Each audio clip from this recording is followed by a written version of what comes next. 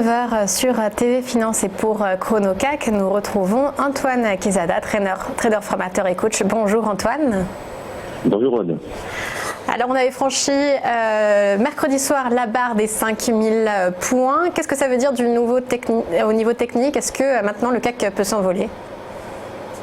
Écoutez, d'un point de vue technique, c'est merveilleux, on dépasse toutes les espérances de ces dernières semaines. C'est vrai que déjà depuis une dizaine de jours, depuis la cassure de cette fameuse résistance qui était devenue un support dans un premier temps, résistance ensuite, c'est les 4555 qu'on a franchi et depuis on n'arrête pas de monter, bien entendu.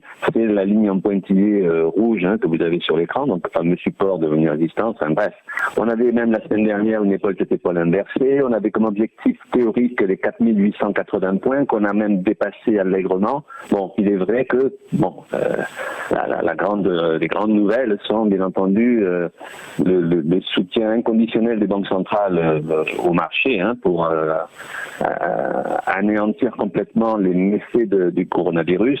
Donc ça leur tient vraiment à cœur de montrer leur omniprésence pour sauver l'économie et évidemment ça se répercute sur les marchés de façon impressionnante.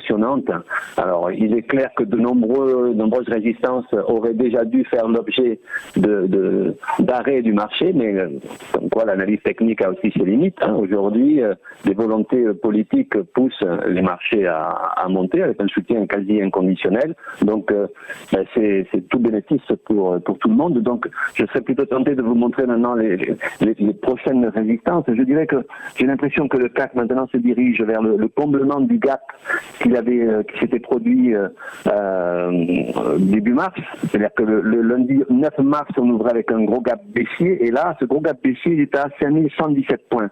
Et on est à une centaine de points de ce niveau. Là, on est à l'heure actuelle à 5066 points, c'est-à-dire plus 1,09% sur le CAC.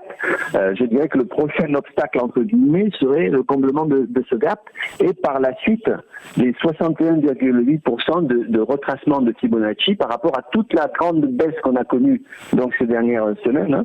Et ce comblement, et ce 61,8% se situe à 5162 points. Bon, on n'y est pas encore, mais c'est vrai que on sent bien un bel engouement pour la hausse.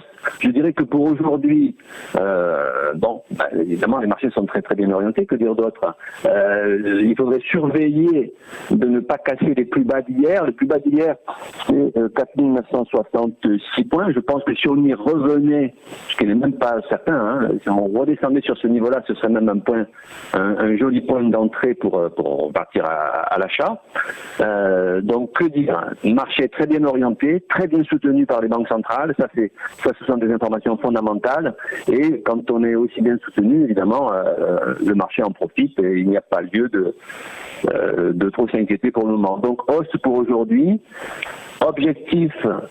Je pense que les 5100 points pourraient être atteints, mais encore une fois, les marchés sont boostés. Donc, quand on est boosté et dopé, tout est possible. Rien ne fait peur au marché. Donc, surveillez le support des 4966, 4970, vers le plus bas d'hier, qui de toute façon, à mon avis, ferait office de point d'entrée à l'achat si jamais le marché souhaitait revenir. Mais là, il est très bien parti. On est à plus 1,21%, on est à 5072 points.